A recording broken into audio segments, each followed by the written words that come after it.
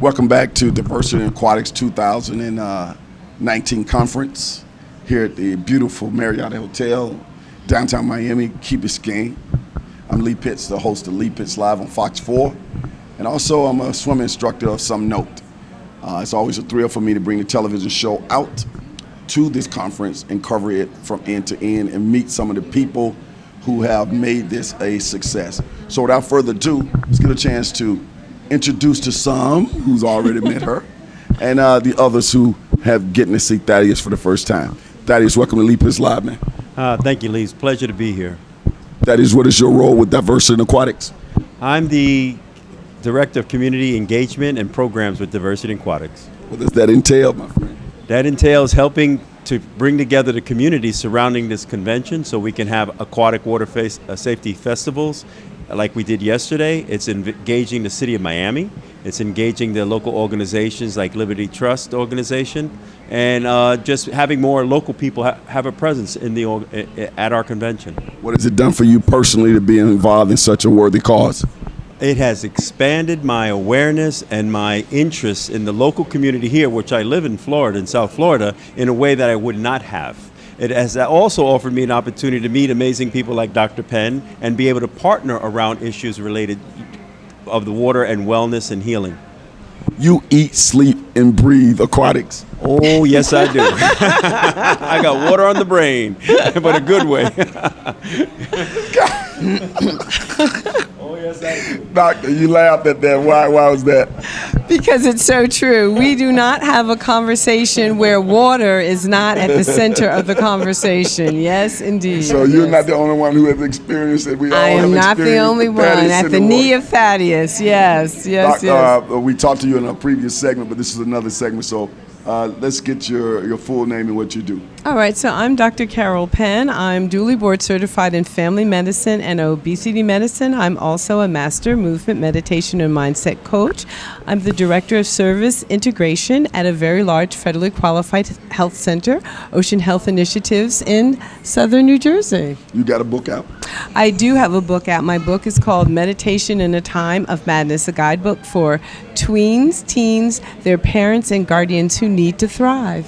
Now, you mentioned that you were from, there was an organization up north that you just mentioned. Yes, Ocean Health Initiatives. It's a federally qualified healthcare center. We have about 32,000 patients, so it's a large organization. What do you guys do?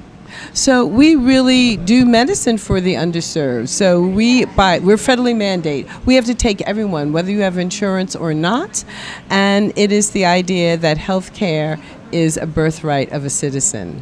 So. Outstanding. Now, Thaddeus, she's mentioned on numerous times to me, even off camera, you don't know this, how she got connected with Diversity in Aquatics through her interface with you. Tell us about that first connection. Well, I was a student during the Center for Mind Body Medicine training, and Dr. Carol Penn was one of the trainers or faculty members, and now she's my supervisor as I go on to be certified.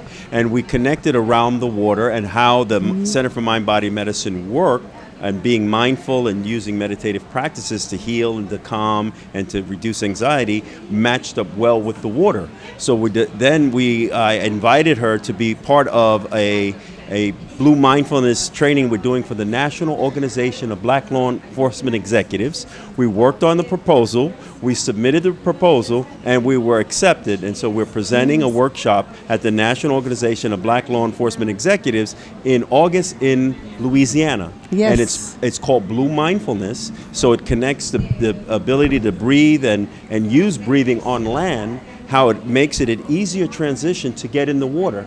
And then also to be present to the benefit of the rhythmic breathing in the water and be mindful in a way that you deepen the benefit and the appreciation. Give me for example. So, for example, when we first have the workshop for the training for the national organization, or it's called Noble, so I'll say Noble. What we're going to do is Dr. Penn is going to start in a classroom setting and cause everybody to be calm and become harmonized and by focusing on their breath and providing them with the means and using the soft belly breathing techniques to calm and become quiet and breathe deeper, more rhythmically, and with more intention. and then we transition. We start to combine some of that with what you will have to do while you're in the water. And so in the workshop we just did earlier, we actually did some dry land training as we Yes. And you don't have to be in the water to learn things about the water. Right. That's one of the greatest myths. You're not going to get this kind of information anywhere else in the world in one location, a one-stop shop, than when you come to Diversity in Aquatics annual conference. The diversity in all aspects, race, religion, creed, sexuality, what you do in the water in different forms of things that happen in the water, from swimming to canoeing to meditation to breathing techniques. All this stuff happens here at Diversity Aquatics. You meet all these types of people. Don't touch that butt yet, bro. Let's go back over here to the dock. Dude, stay focused, bro. Doc, Thaddeus mentioned some things, and I know you, the PhD.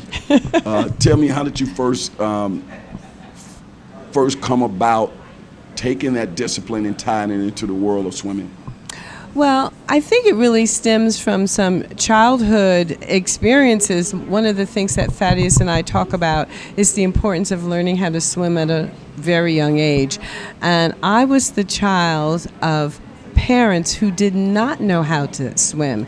And each of them in their adult life came to a place where they felt that they were at a disadvantage, not just personally, but also professionally. So when they had me, they insisted that I was going to learn how to swim and be a good swimmer before I was out of my childhood years. So they made me get in the pool at 6, and I went through the YMCA programs and really developed a love of water and a skill set of water. And it's very interesting because my children were in the water learning how to swim at the age of 6 months. So you can see in one generation the change in the attitude and how important this is, and that you're really developing a skill set for life.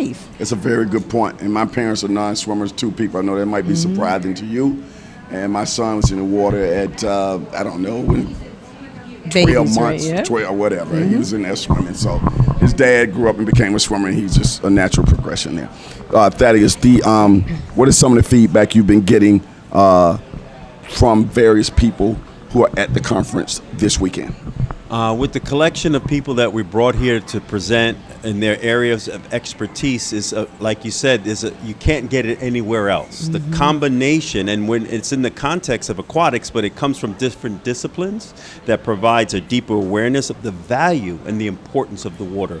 The water not only for water safety, and that's the basic, but then all the other levels of value. And as I heard you say earlier, professional opportunities. There's so many doors that are not open when your ability to swim is not there. And in addition to that, even if you can swim, you need to swim a little better to open some of those other doors. So, and then when you swim at that higher level, as we heard from Sipiwe Baleka, that even at the higher level of swimming, there's a spiritual, rhythmic, health, neurological, psychological benefit when you're starting to swim at these higher levels. So that is available, but if you don't swim, none of it's available. One of the things you're very passionate about too, that you put on each year here at the Diversity in Aquatics Conference, typically on a Sunday, is the Swimathon.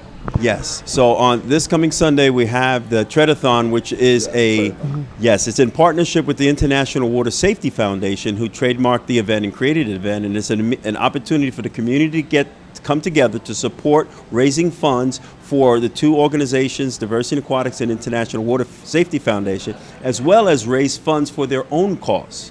Or they can just raise funds for the two organizations. And in that opportunity, they get to be in the water. You get to have people cheering them on in the water, and you create a positive, fun spectacle around the water, especially in underserved communities where the pools are not usually as active and sometimes not even open.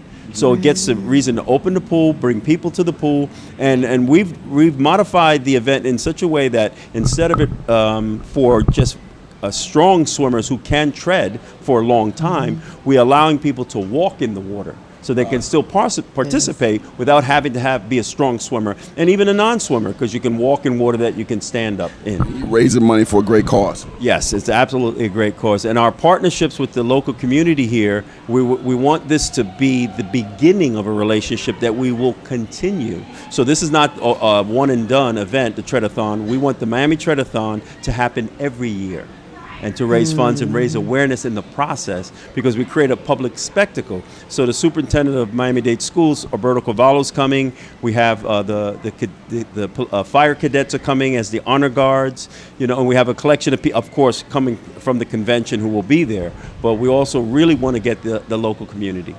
Outstanding work that is. In closing, we're going to have more interviews, more sights, more sounds of all these magnificent people who come on this pilgrimage to Mecca, which is the Diversity in Aquatics annual conference right here in Miami. We'll be right back.